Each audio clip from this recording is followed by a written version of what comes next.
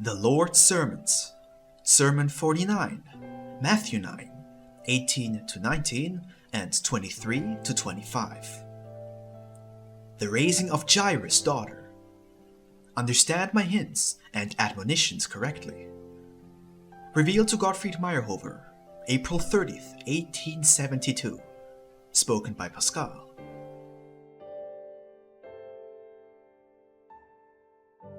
While he spake these things unto them, behold, there came a certain ruler and worshipped him, saying, My daughter is even now dead, but come and lay thy hand upon her, and she shall live.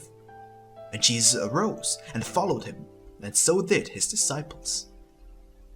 And when Jesus came into the ruler's house, and saw the minstrels and the people making a noise, he said unto them, Give place, for the maid is not dead, but sleepeth.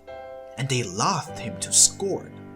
But when the people were put forth, he went in, and took her by the hand, and the maid arose. Thus says the Lord.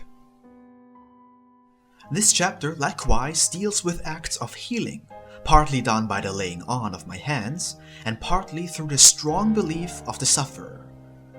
Our text deals with the raising of the dead daughter of a certain ruler who had put so much trust and belief in my might that, as it says in the Gospel, he begged me to come to his house in order that his daughter might become alive again through the laying on of my hands.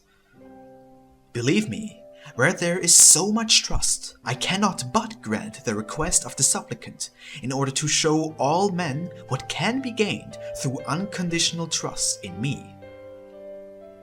When a child ardently begs his father to fulfill his wishes, the father is sure to listen to him.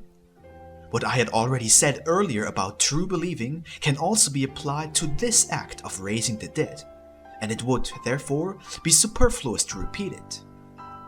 These examples reveal to you very clearly which way men should follow in order to be certain of the fulfillment of their wishes, provided they are just.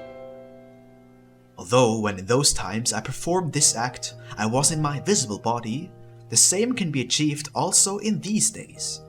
For here it is not the body that is important, but my spirit. My spirit is also with you, just as it was in those days with my disciples, and those who respected my word. Now I am not visible to you as a person, which is better, for seeing me might be disturbing to you, knowing who I am in reality.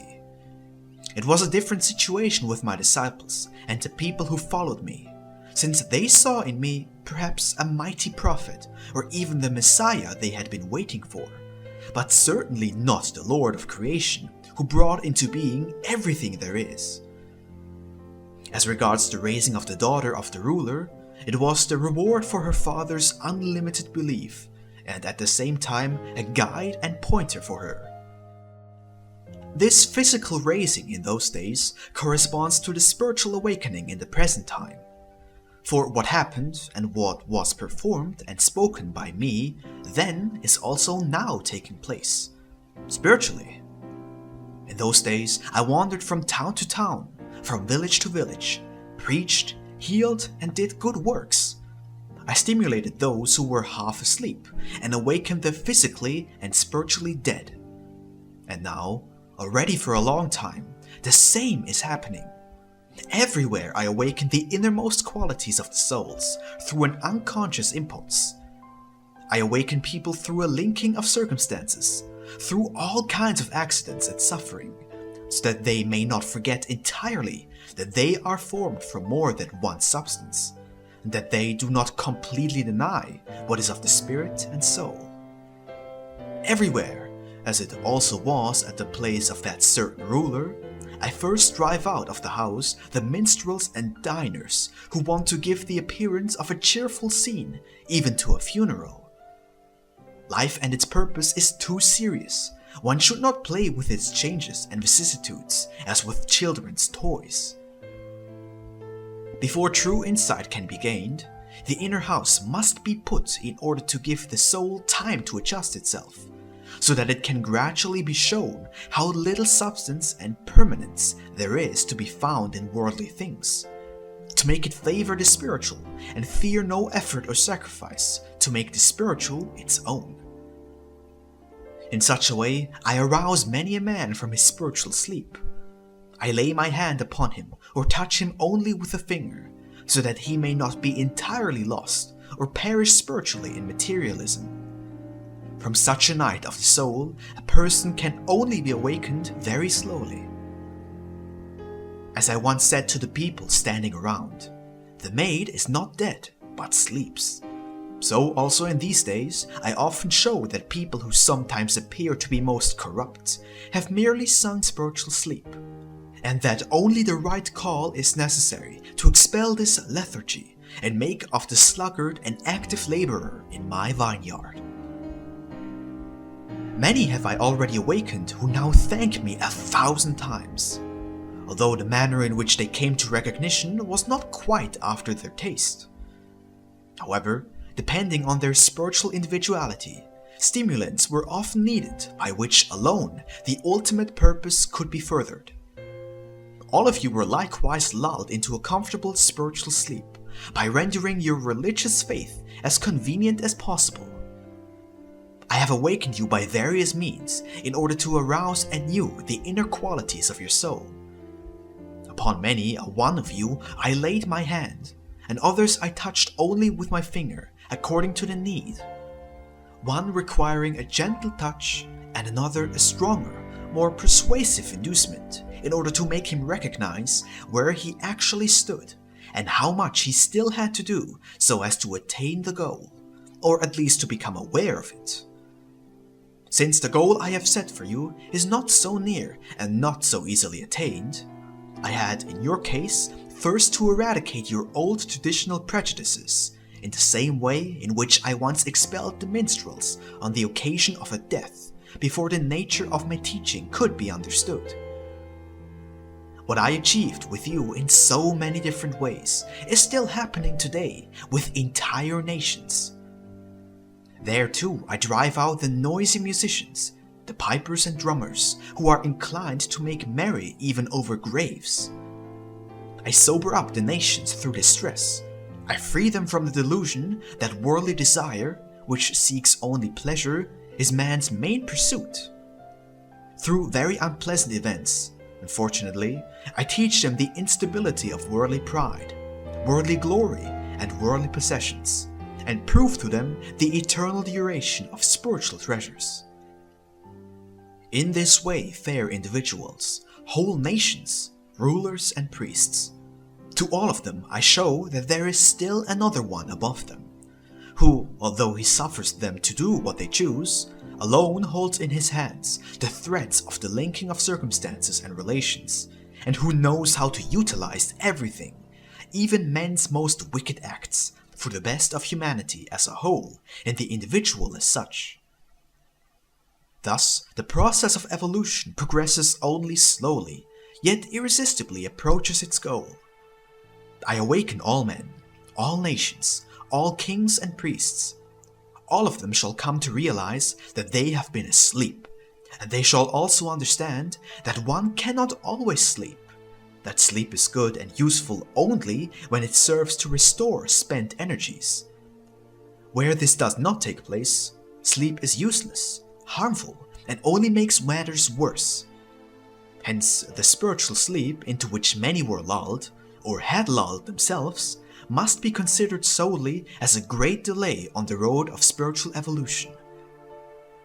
Therefore, the awakening is necessary all the more so in these days, when the solution of the question of mankind's destiny is imminent, and when most people find themselves so steep in worldly, selfish activities that hardly anyone can be awakened anymore by the mere touch of a finger. On the contrary, in most cases forceful means have to be used in order to pull them out of the mire of this world, into which they have sunk so deeply. Men have now strayed so far from their real goal that no human power would ever be able to awaken them from their dreams and get them away from their hunt for pleasures. More than ever I must now intervene, since also the rulers are laboring under the same delusion as their people. For that reason, Everywhere and in various ways, the call to awake is sounding for both individuals and entire nations. So far, neither the individuals nor the nations know what they really want. But just wait. Let the minstrels first be driven out. Then a more earnest disposition and greater awareness will follow.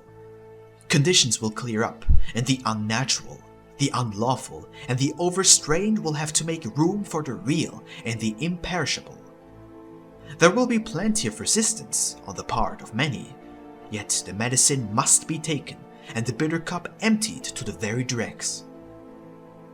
Since mankind has strayed so far from the right path, the way back must, of course, be a long one, but return he must. It is necessary for him to understand that there is only one God and one realm of the spirits, and everything else is to serve as a footstool, and that material things, however devotedly revered, have no permanency and cannot yield lasting pleasure. Thousands of erring are hurrying along the wrong path to an early death. Immature, they leave this world and arrive in the beyond even more so. What shall become of them? Here they could not remain, and there they do not like it either. Oh, you do not know the agony of such souls who are wandering around undecidedly. The temporal world, now lost to them, is no longer accessible to them, and the spiritual does not fit their ideas or their nature. That is the way it goes when people, even entire nations, utterly disregard their spiritual happiness, cling to the material things, and finally, having lost the material, are unable to make the spiritual their own. It is their own fault. This is the reason for my awakening calls. Not in vain did I say, if an eye offends you, pluck it out, for it is more profitable for you that you arrive with one eye in a better world than to expose yourself to the greatest spiritual agony with two eyes. Accept all happenings as gifts of love, however and whenever they may come, for I know best how, when, and by what means I can set depraved people and erring nations on the right path, and thus still save them in time from total ruin.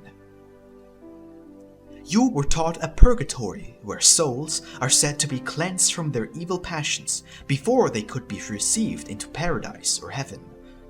But I say to you, the way in which purgatory has been described to you is utter nonsense. Spiritually, however, it does exist in man himself. There, everything that is evil must first be swept away before one can feel at home in better circumstances.